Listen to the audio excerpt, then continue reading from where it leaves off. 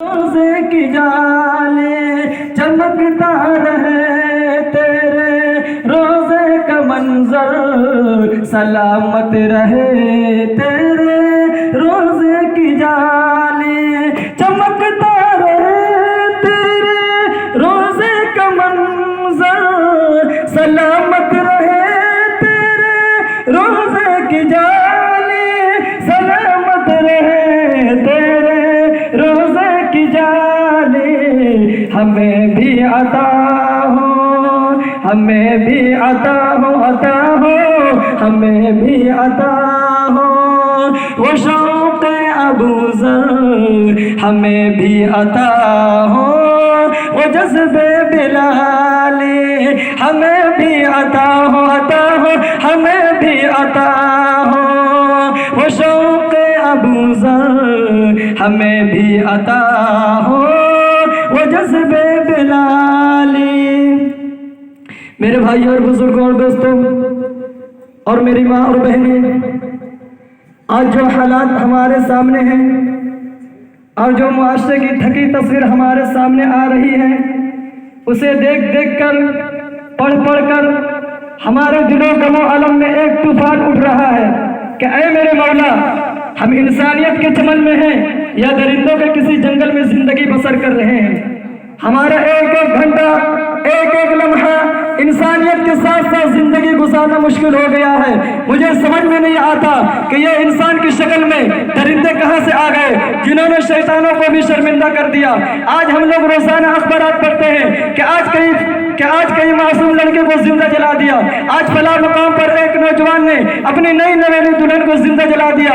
और इन जलती हुई तस्वीर को हम देखते हैं और इन रिपोर्टों को हम पढ़ते हैं तो दिल ये पूछता है, क्या जुल्म था उनका, क्या पाप थे उनके, किस जुल्म के बदले में एक मासूम लड़के को जिंदा जला दिया गया। और जब किसी मासूम बेटी पर पेट्रोल छिड़क कर आग लगा देते हो तो तुम्हारे दिल में यह सवाल नहीं उठता कि बताओ उस मासूम सी नाजुक सी जिंदगी ने क्या जुल्म किया था, वो कौन सा सजा जुल्म था जिसकी सजा तुम्हारे अदालत ने मौत लिखी।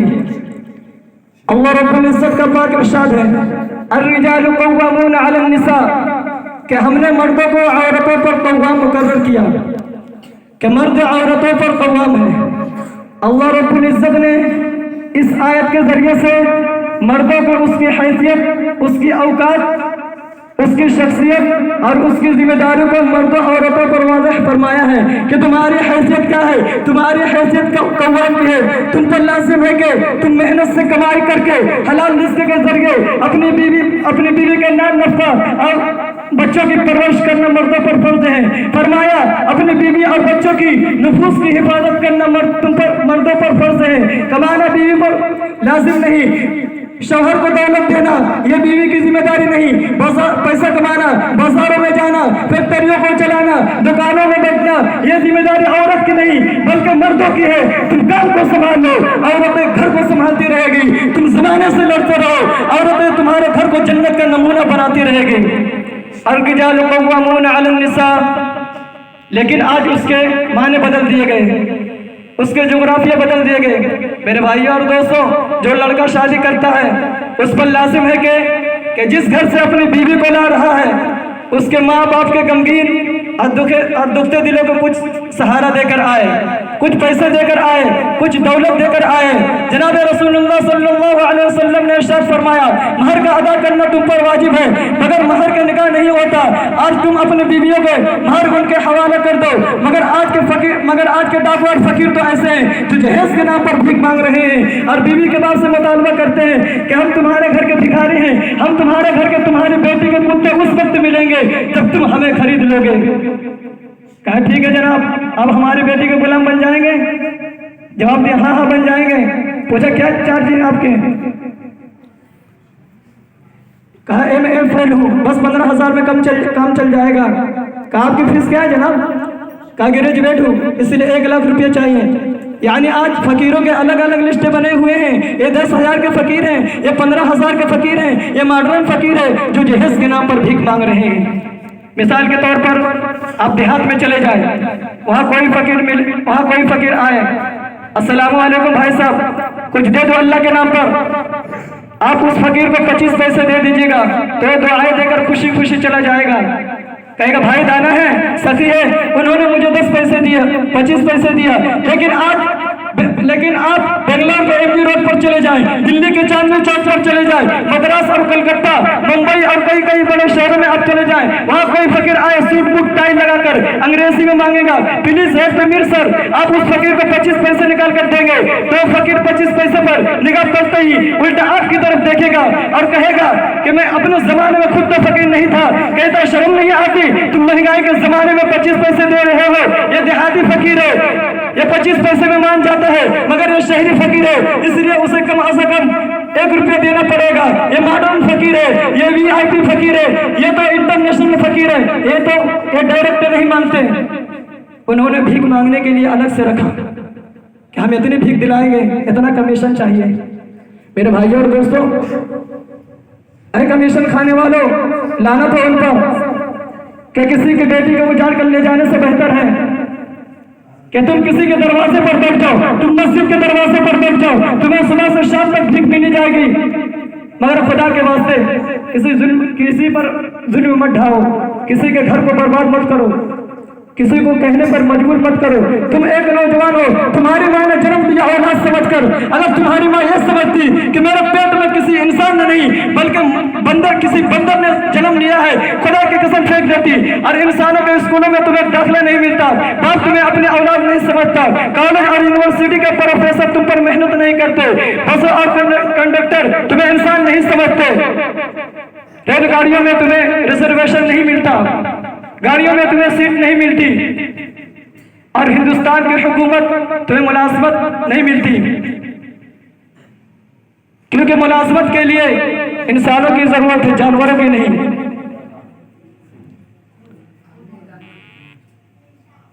मैं आपको एक बात बताना चाहता हूँ। बेटे की शादी है, जवान बेटा शादी कर रहा है और बूढ़ा बाप मुतालबा कर रहा है, मुझको भैंस नहीं चाहिए, हमको बच्चे वाली भैंस दे दीजिए, इसका दूध आपकी बेटी पिएगी। हमको गाड़ी नहीं चाहिए, हमको अपाची गाड़ी दे दीजिए, इससे आपकी बेटी आएगी और जाएगी। हमको पलंग नहीं चाहिए, हमको स्टील वाला पलंग दे दीजिए, इस पर आपकी बेटी आराम करेगी।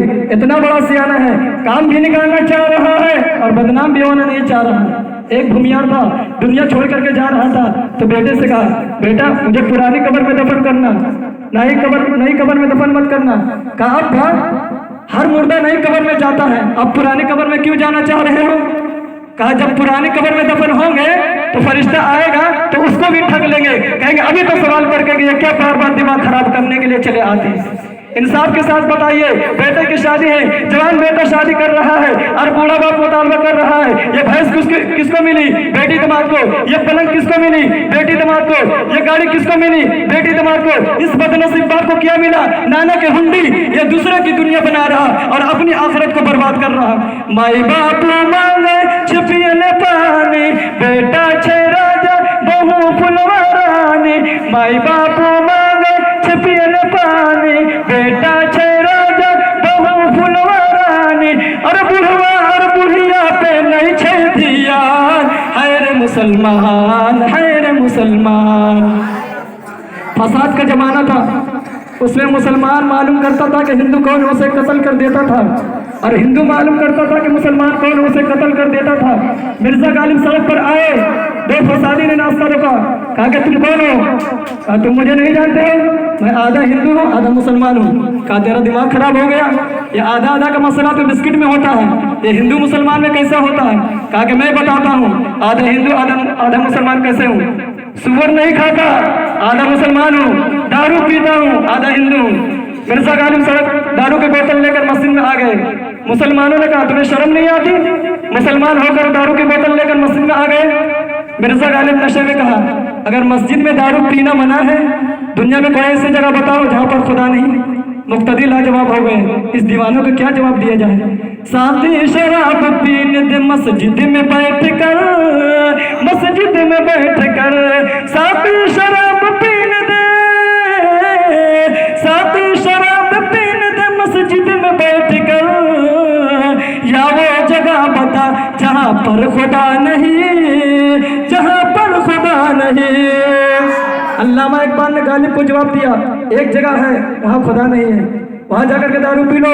मस्जिद में पी नहीं सकते, मस्जिद से बाहर पी नहीं सकते, वहां खुदा है। मैं एक जगह बताता हूँ, वहां पर जाकर पी लो। ईसाई के दिल में जाओ, यहूदी के दिल में जाओ, वहां खुदा नहीं है। मस्जिद तो मस्जिद है, पीने की जगह नहीं, पीने की जगह नहीं। मस्जिद तो मस्जिद है, मस्जिद तो मस्जिद है, पीने की जगह नहीं। ईसाई के दिल में जा, वहाँ पर खुदा नहीं, वहाँ पर खुदा नहीं। एक तीसरा शेर खड़ा हुआ, उस शेर का नाम है अहमद फरहाद। उसने अल्लामा इकबाल का हाथ पकड़ लिया। आपने ईसाई के दिल को चीर करके देखा है कि वहाँ खुदा नहीं है? आपने कैसे दावा कर लिया? अल्लामा इकबाल ने कहा बात तो सही है, मैंने किसी ईसाई का दिल तो देखा नहीं है। कहा आपकी जवाब सही नहीं है, आपका जवाब गलत है। अल्लामा इकबाल ने कहा तुम जवाब दो, क्या जवाब देना चाहते हो? कहा कि एक जगह है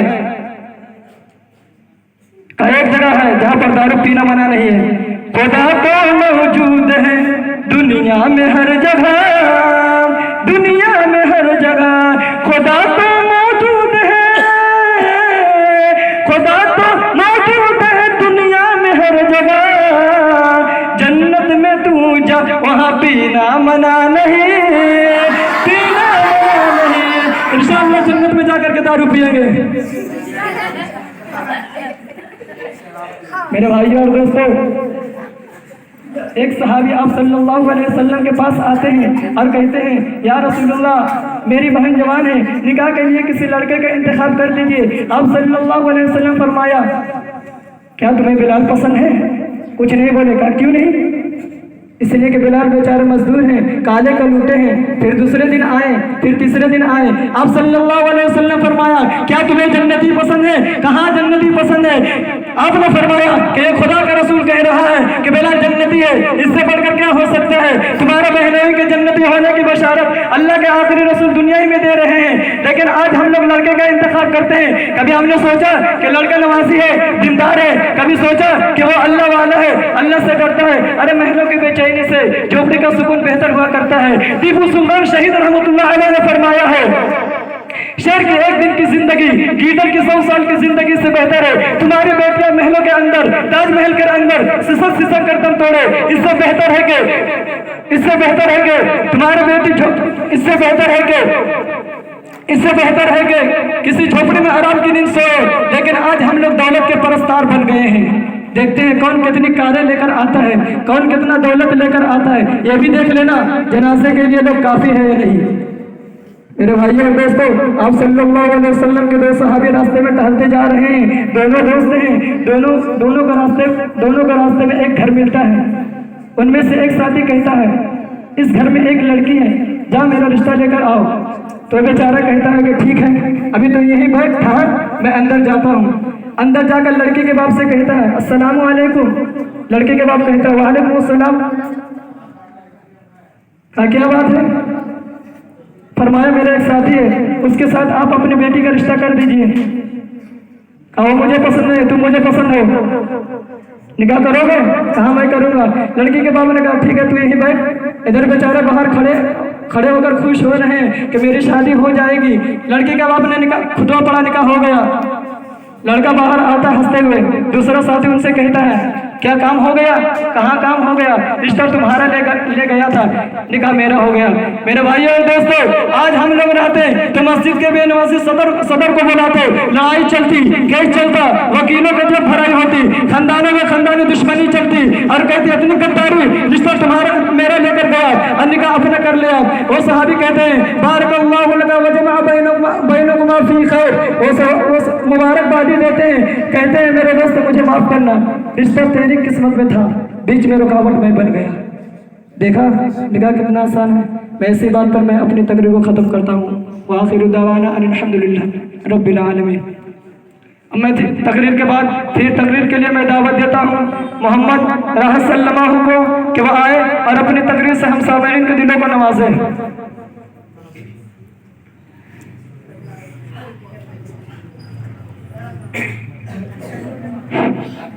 अस्सलामु अलैकुम व रहमतुल्लाहि व बरकातुहू।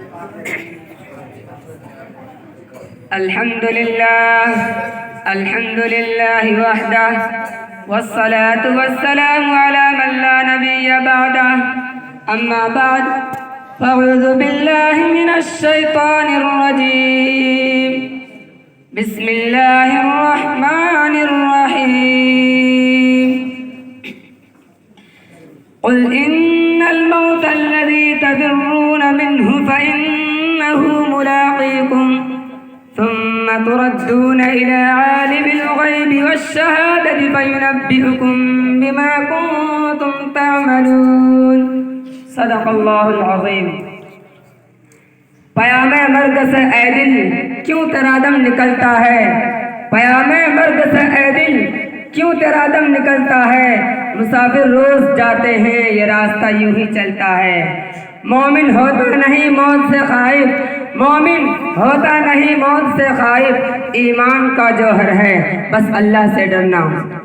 अमल से जिंदगी पर गाफिलों का फख्र करना है, अमल से जिंदगी पर गाफिलों का फख्र करना है। ये जीना कोई जीना है कि जिसके साथ मरना है। जगह जी लगाने की दुनिया नहीं है, जगह जी लगाने की दुनिया नहीं है। ये इबरत की जाहे तमाशा नहीं है। एक दिन मरना है आखिर मौत है, एक दिन मरना है आखिर मौत है। कर ले जो करना आखिर मौत है। मोहतरम हजरात और अजीज साथियों, मौत हर जानदार के लिए कितना भयानक और कैसा खतरनाक लफ्ज़ है।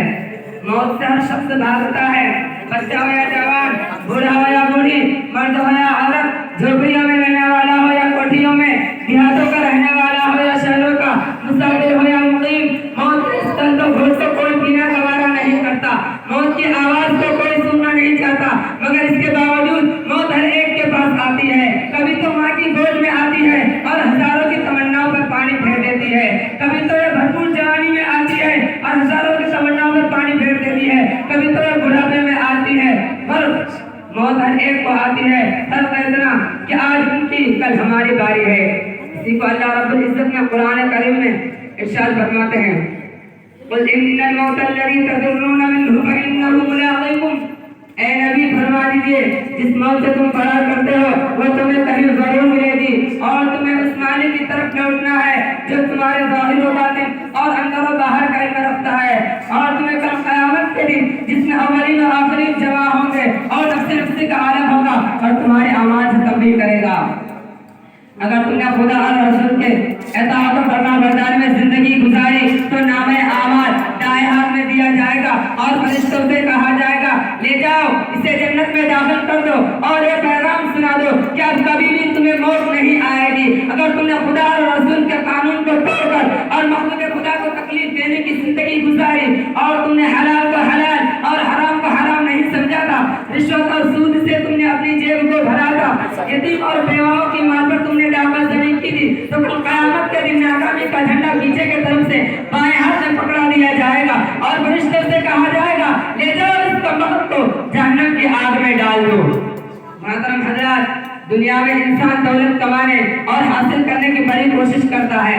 रातों में जागकर, दिनों में थककर, खून और पसीना एक करके जमा करता है। लेकिन जब इंसान की मौत आती है और उसकी रूह बर्बाद कर जाती है तो लोग उसके सारे दौलत ले लेते हैं।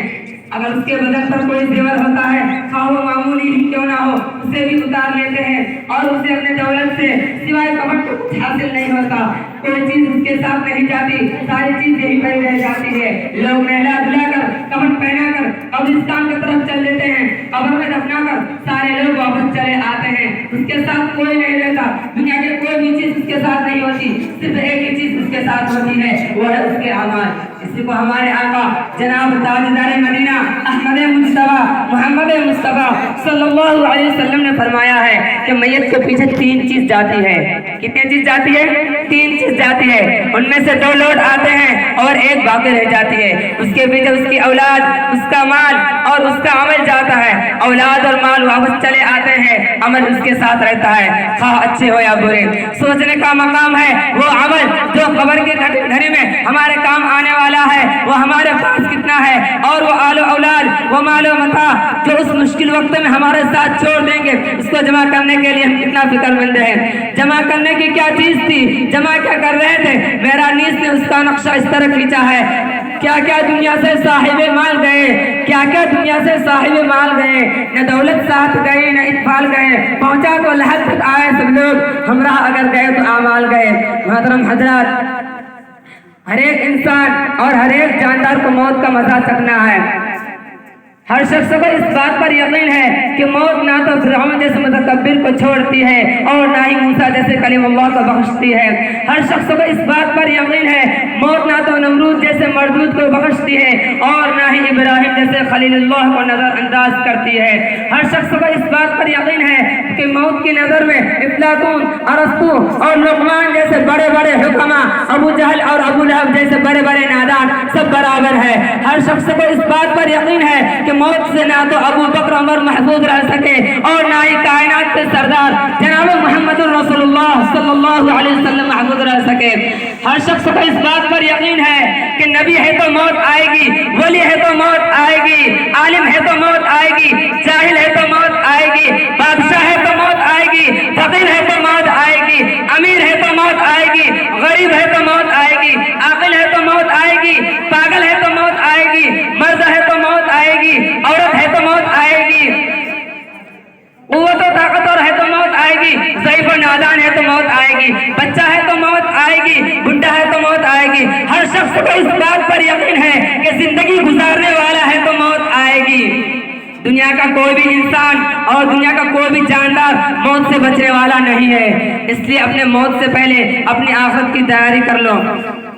मेरे प्यारे दोस्तों, आज का इंसान ये सोच रहा है अभी तो जवानी है, कुछ इससे फायदा उठाने दो, जब दाढ़ी पक जाया करेगी तो हम भी तुम्हारी तरह नमाज पढ़ लिया करेंगे, रोजा रख लिया करेंगे। हालांकि वो जानता है कि मौत माँ की गोद में भी आ सकती है, भरपूर जवानी भी आ सकती है। मौत ना ही किसी की जवानी देखती है और ना ही किसी की हसरत और यास देखती है। चुनांच अल्लाह रब्बुल इज्जत ने कुरान करीम में इरशाद फरमाता है, इज़ा जाअ अजलुहुम फला यस्तअखिरून साअतन वला यस्तक़दिमून।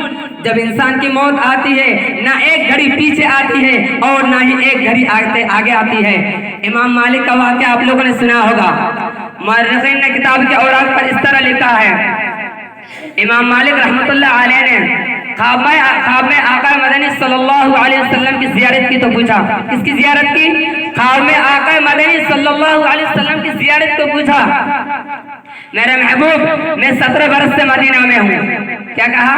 मेरे महबूब मैं 17 बरस से मदीना में हूँ, फरमा दीजिए मेरी मौत कब आएगी? पैगंबर सल्लल्लाहु अलैहि वसल्लम ने मुस्कुराकर आसमान की तरफ देखा और हाथ की 5 उंगलियां उठा दी। इमाम मालिक हैरान हुए, आखिर 5 से 5 हफ्ते या 5 महीने या 5 साल मुराद है? इमाम मालिक रहमतुल्लाह अलैह ने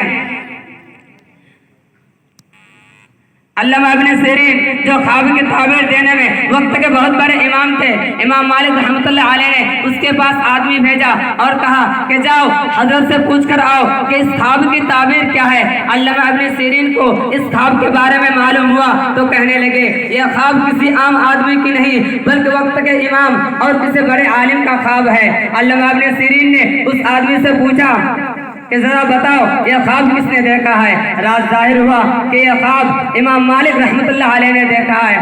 तो अल्लामा इब्न सीरीन ने कहा, आका मदनी सल्लल्लाहु अलैहि वसल्लम फरमाते हैं कि ख्वाब का इल्म अल्लाह के सिवा किसी को नहीं है। हजरात, मौत की तैयारी करो।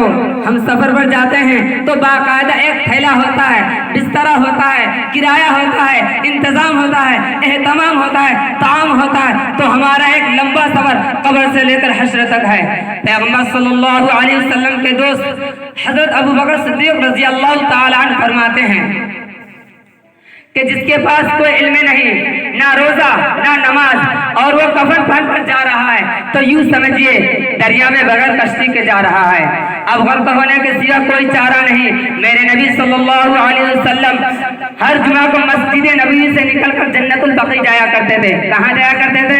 हर जुमा को मस्जिद नबवी से निकलकर जन्नतुल बकी जाया करते थे और ये फरमाया करते थे, मेरे सहाबा तुम भी चलो ताकि उस शहर खामोशियाँ जहाँ लोग सोए तो उठे नहीं, गए तो आए नहीं, चुप है तो बोलते नहीं, गुम हुए तो नजर आते नहीं। हजरात, याद रखो, मौत एक न एक दिन हर एक का दरवाजा खटखटाएगी। इसलिए अपनी मौत से पहले अपनी आखिरत की तैयारी करो और दूसरों को अपने कंधों पर रखकर ये इबरत हासिल करो कि एक न एक दिन हमें भी दूसरों के कंधों पर सवार होकर शहर खामोशिया जाना है।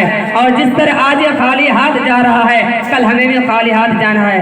अब मैं अपनी तकरीर को इन्हीं चंद बातों पर इस शेर के साथ खत्म करता हूँ। 2 दिन की जिंदगी में इतना मत उछल के चल, 2 दिन की जिंदगी में इतना मत उछल के चल, ये रास्ता चल चलाओ का है, जरा संभल के चल।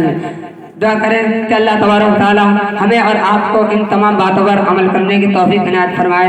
आमीन व आखिरु दावाना अनिल हम्दुलिल्लाहि रब्बिल आलमीन।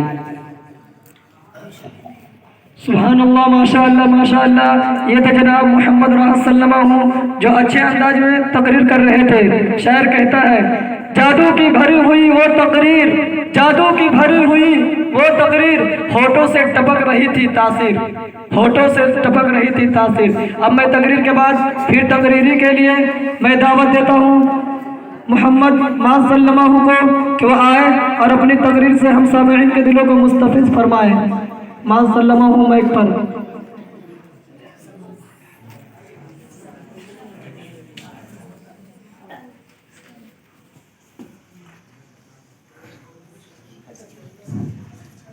अस्सलामु अलैकुम रहमतुल्लाहि व बरकातुहू। अल्हम्दुलिल्लाह रब्बिल आलमीन वस्सलातु वस्सलाम अला सय्यिदिल अंबिया वल मुरसलीन मुहम्मदिन व आलिहि व अस्हाबिहि रिज़वानुल्लाहि तआला अजमईन। अम्मा बाद फ़अऊज़ु बिल्लाहि मिनश शैतानिर रजीम। बिस्मिल्लाहिर रहमानिर रहीम। इन्ना नहनु नज़्ज़लना ज़िक्रा व इन्ना लहु लहाफ़िज़ून। फ़क़ाल रसूलुल्लाहि सल्लल्लाहु अलैहि वसल्लम खैरुकुम मा तअल्लमल क़ुरआन व अल्लमह औ कमा क़ाल अलैहि सलाम। सदक़ल्लाहुल अज़ीम। मुसलमानों न घबराओ, खुदा की शान बाकी है। मुसलमानों न घबराओ, खुदा की शान बाकी है। अभी इस्लाम जिंदा है, अभी कुरान बाकी है। बरादरान इस्लाम और मोहतरम सामईन किराम, मज़कूर नूर और मुतवर्रक महफिल में मुतबर्रक किताब कुरान करीम की असमत व फजीलत पर रोशनी डालने की जसारत कर रहा हूँ। मैं इस चश्मा रुश्द व हिदायत और मिंबर हिकमत शरीयत का तज़किरा करने जा रहा हूँ, जिसकी हिफाजत की जिम्मेदारी रब्बे कायनात ने ली है। इरशाद सुब्हानी है, इन्ना नहनु नज़्ज़लना ज़िक्रा व इन्ना लहु लहाफ़िज़ून। तर्जमा, हमने कुरान को नाज़िल किया और हम ही इसकी हिफाजत करने वाले हैं। उम्मीद है कि आप हज़रात बागौर समाअत फरमाएंगे। अल्लाह हमें अहकाम कुरान की मारिफत अता फरमाए। जब अहले मक्का ने कुरान करीम को कलामुल्लाह का खिताब से नहीं नवाजा और मुअज्जज़ा होने का इनकार किया, उस किताब का इनकार किया जिसके बारे में इरशाद रब्बानी है, ला रैब फीह, इसमें कोई शक नहीं, तो रब्बे कायनात ने तमाम मुसाहिब वगैरह से तहद्दी और चैलेंज किया कि तुम एक दो नहीं, बहुत सारे मिलकर भी इस कुरान की जैसी एक छोटी आयत भी नहीं ला सकते। अगर तुम अपने कौल में सादिक हो तो लाकर दिखाओ। कुरान ने इस तरह नक्शा खींचा, व इन कुंतुम फी रैबिन मिम्मा नज़्ज़लना अला अब्दिना फ़अतू बिसूरतिन मिन मिथलिही। तर्जमा, अगर तुम लोग इस चीज़ में शक करते हो जो हमने अपने बंदे मोहम्मद सल्लल्लाहु अलैहि वसल्लम पर नासिल किया, तो तुम उसकी जैसी एक आयत पेश कर दो। तमाम मुसाहिब ने लाख कोशिश की और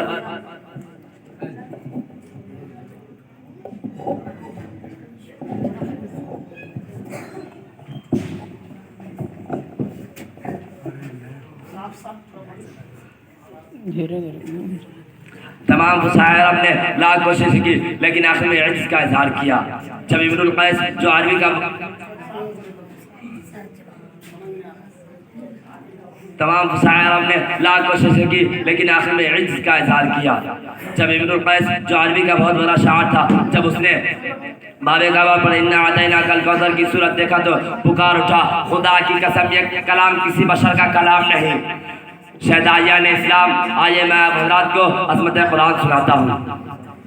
जब किसी आदमी के बारे में यह अंदाज़ा लगाना चाहे कि यह आसी है, अनेक वक्त है, या सादिक है या काज़िब, तो उसके मुताल्लिक़ इन पर नज़र डाले। अगर वो सही है तो वह शख्स भी सही है, अगर उसके मुताल्लिक़ इन बद है तो वह शख्स भी बद है।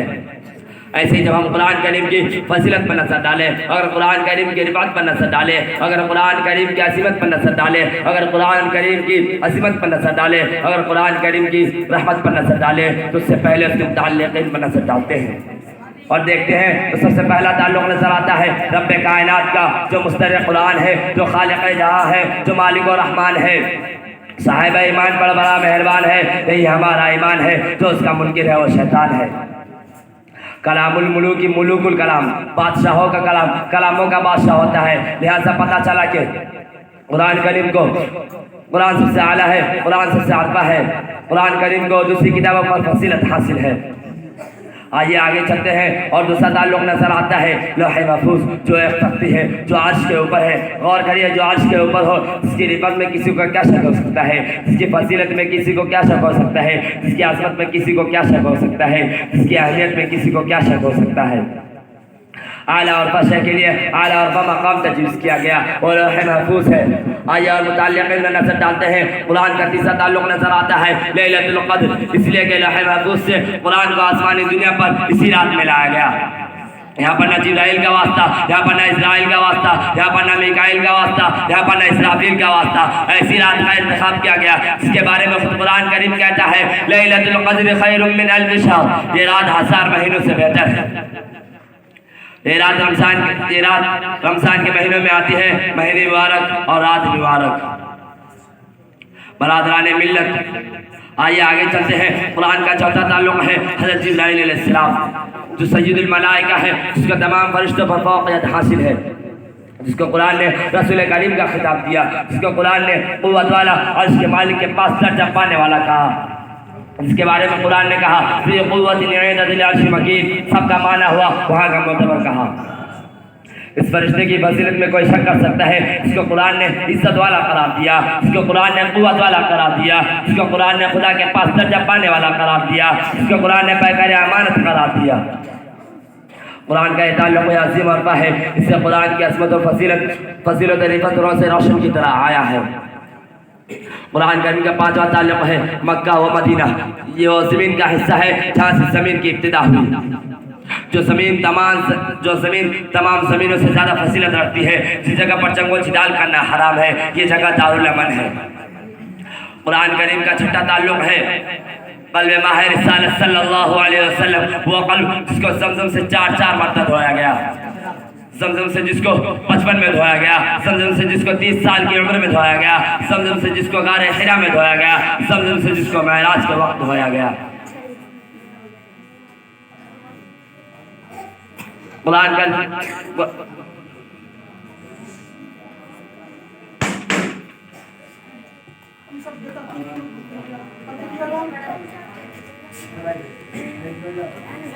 सबसे ज्यादा